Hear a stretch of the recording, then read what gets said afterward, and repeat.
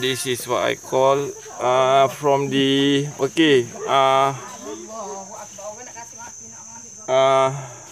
as my mom-in-law is staying in what I say, King Cobra also there's down here. This is a python. As I can see, it's a baby python. It's not a viper. Wait. Maybe it's a viper because of the V head. Okay, so I don't know it's a viper or it's because python is usually I work in the zoo. I need to check it out really. Because of V head is a viper. A small viper can kill. Really. Okay, there's a lot of King Cobra behind. Okay.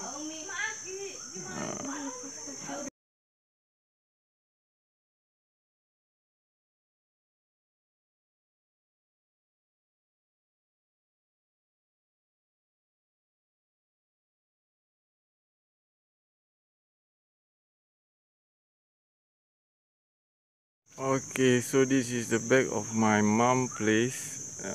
As what I say, it's a jungle.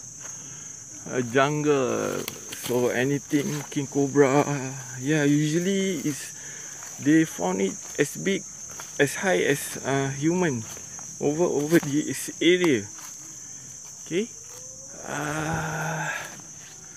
there's a lot. I mean, flying fox usually come into the house, you know.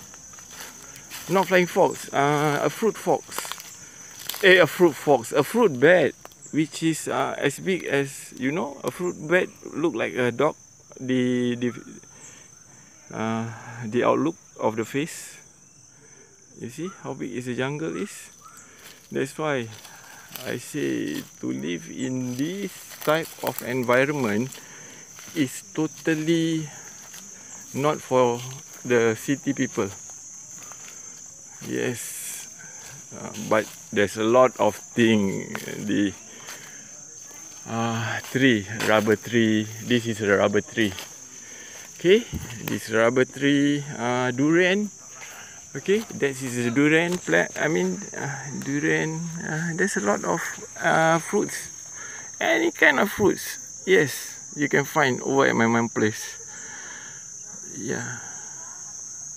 Actually, it's my mother-in-law.